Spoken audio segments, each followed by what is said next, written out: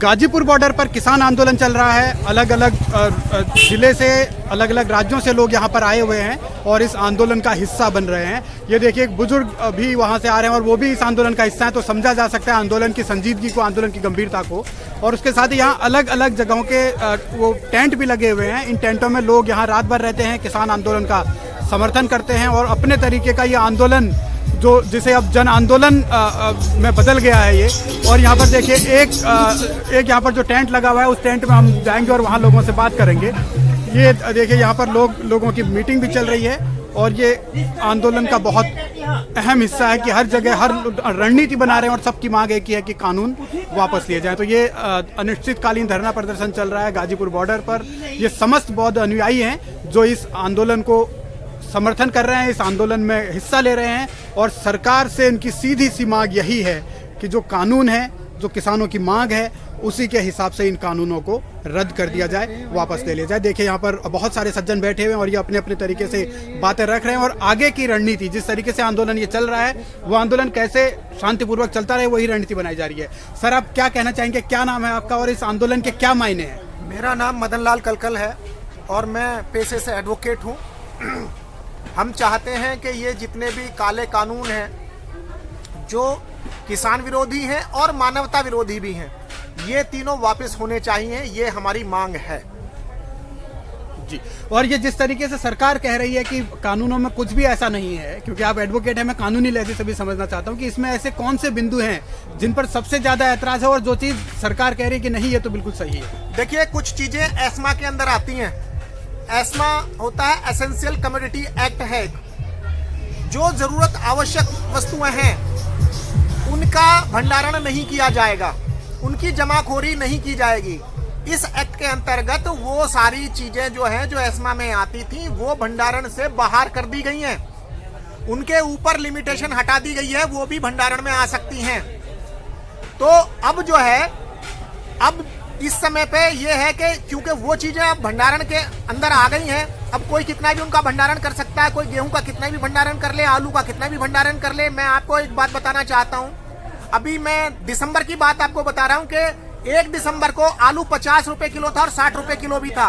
मगर जैसे किसान के घर का आलू आना शुरू हुआ मार्केट में, तो 20 रुपए किलो आ गया आलू। मतलब जैसे ही किसान के घर में माल आता है तो वो उसकी कीमतें डाउन हो जाती हैं। मतलब आप सीधे शब्दों में ये कह रहे हैं कि ये आंदोलन किसी भी लिहाज से किसानों के हक में नहीं है। बिल्कुल भी कानून है, बिल्कुल भी नहीं है। और ये भंडारण हो रहा है कि देखिए, दालें कितनी महंगी हो जाती हैं। जब किसान के घर में माल होता है तो उसकी कोई कीमत नहीं होती है, और जैसे ही वो पूंजीपतियों के घरों में पहुंच जाता है तो उसके ऊपर हम मानते हैं कि भी प्रोसेसिंग पे कुछ ना कुछ खर्च होता है, मगर उसकी एक लिमिटेशन होनी चाहिए कि जो जिस रेट से आपने खरीदा है उसका 1.5 गुना ले लो। दुगने रेट नहीं होने चाहिए कभी भी किसी भी चीज के। ये सरासर अन्याय है, ये सारे कानून वापस होने चाहिए।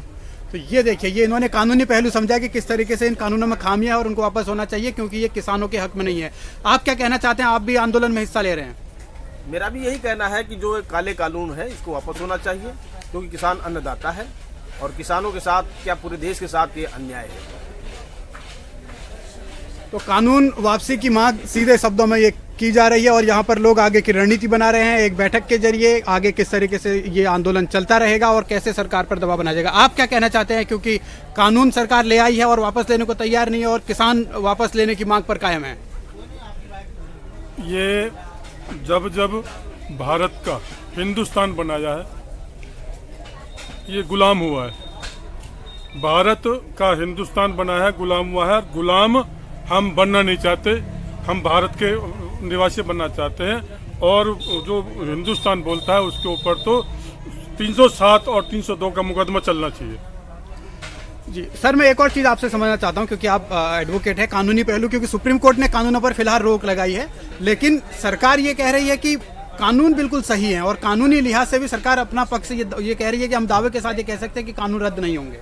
देखिए, मैं आपको एक बात बता दूं कि हमारे संविधान के अंदर एक धारा है, अनुच्छेद है आर्टिकल 246, 246 में एक शेड्यूल है, 9th शेड्यूल है। 9th शेड्यूल में 3 लिस्ट आती हैं। स्टेट लिस्ट आती है, सेंट्रल लिस्ट आती है और एक कंकरेंट लिस्ट आती है। कंकरेंट लिस्ट में प्रिवेल करता है डॉक्ट्रिन पीथ ऑफ सब्सटेंस, सार तत्व का सिद्धांत बोलते हैं उसको हिंदी में।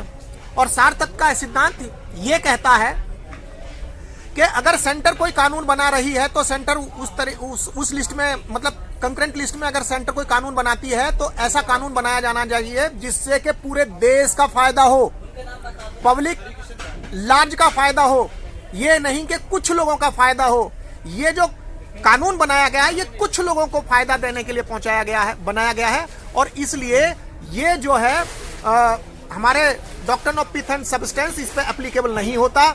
ये अल्ट्रा वायरस है, अपने आप में कानूनी अल्ट्रा वायरस है और जो अल्ट्रा वायरस चीज है वो तो मुझे ज्यादा कहने की आवश्यकता नहीं है, वो चीजें चल नहीं सकती डेमोक्रेटिक कंट्री में। तो ये एक पहलू है, कानूनी पहलू आपने समझा और जाहिर है आगे ये लड़ाई किस चलती रहेगी, यही इनका साफ शब्दों में कहना है। अब देखना होगा कि आप कब तक इस आंदोलन को सरकार नजरअंदाज करती रहती है। जय हिंद, जय जवान, जय किसान।